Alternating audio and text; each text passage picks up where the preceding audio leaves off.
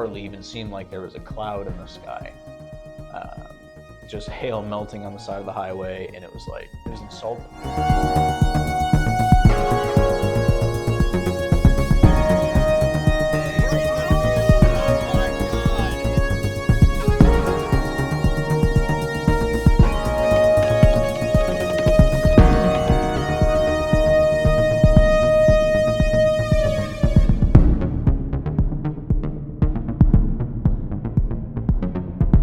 I don't think I've ever had a really good storm chase in Kansas.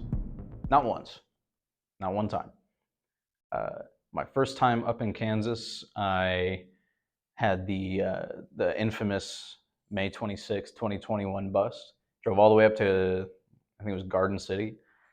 Sat around in a farm smelling cow ass for about 2 or 3 hours. And as soon as the storm fired up coming out of the Texas Panhandle, we drove to it and it immediately died over top of us. No chance. There were some tornadoes, way up near Nebraska that day, but we couldn't catch up to them. We couldn't have gotten that far if we wanted to. We left at like 6 a.m. out of Norman. It was just a bad day for chasing in central Kansas, where the greatest risk was, and that's the gamble you take. But like that was one chase, right? That was my first time up to Kansas. I'm like, man, that sucks. It happens. But every chase after that, I feel like it has been personal, which is an absurd thing to say about weather, because weather does not care who you are. It's just going to act the way it is. Unless you're really superstitious or you know somebody that runs the weather machine. If you do, hit them up. Tell them I'd love to see a tornado up close.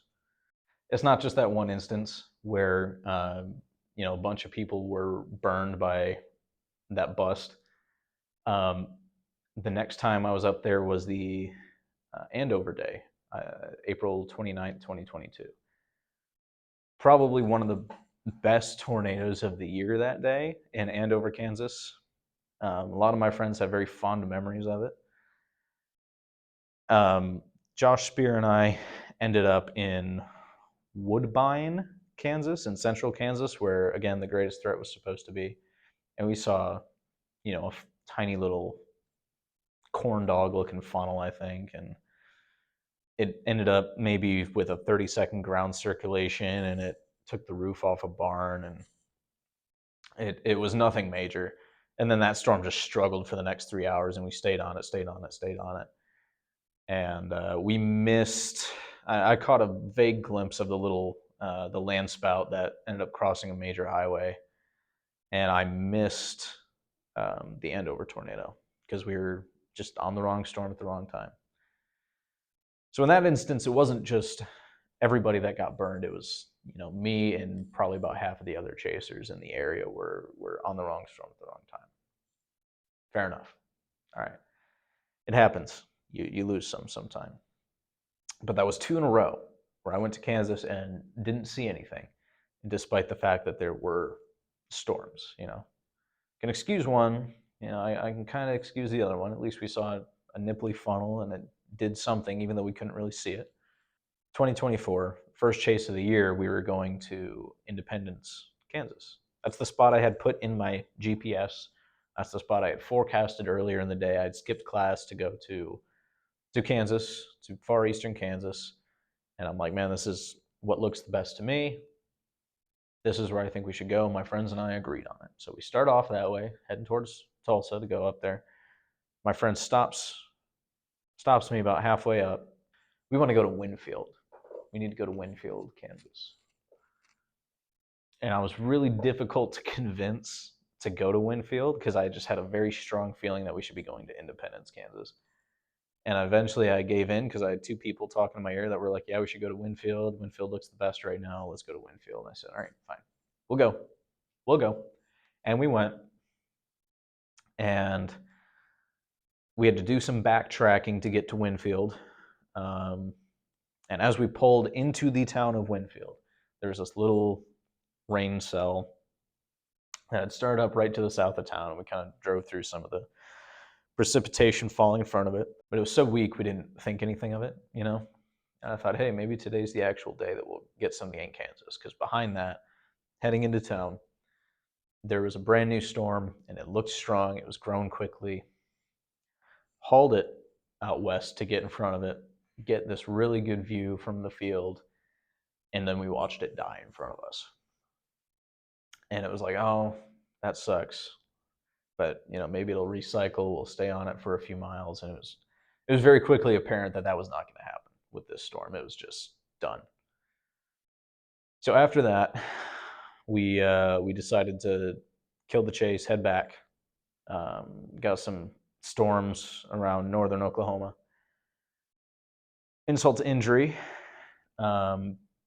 we were driving back and we were getting pictures of this storm near Sedan, Kansas, which was the little tiny rainstorm that started up in Winfield and went on to produce this beautiful structure, this beautiful lowering. Didn't produce a tornado as far as we know. If we did, it was very brief and very rain-wrapped and very weak. So there wasn't anything to see that wise, but it's like, man, we didn't even see good structure. We didn't see good clouds. We didn't see anything in Winfield. And we have this beautiful storm in Sedan, Kansas, which, by the way, is about 11 miles from Independence. I think 11 or 14 miles. It was within a half an hour of Independence, Kansas. It was close. So my gut feeling was right that day. But like the Kansas curse, like that's when it was really solidified in my mind. It was like, man, every time I go to Kansas, something goes horribly wrong and I don't see a good storm or I don't see a storm at all. It's just bad timing on my part, or bad luck, I don't know. But the real kicker, again, went all the way up to Garden City for the second time this year, 2024. The day before all of the tornadoes that went through the Omaha, Nebraska area, like the Elkhorn EF3, I think is what they rated it. Day before that, there was supposed to be a narrow window for really strong tornadoes in West Kansas. And I said, yeah, I want to go there. Let's do that. I had nothing to do that day. And we were on the right storm in Leoti, Kansas. We were there. There was great structure, decent road network. It was slow moving and it had a lowering and it looked like it was ready to do something.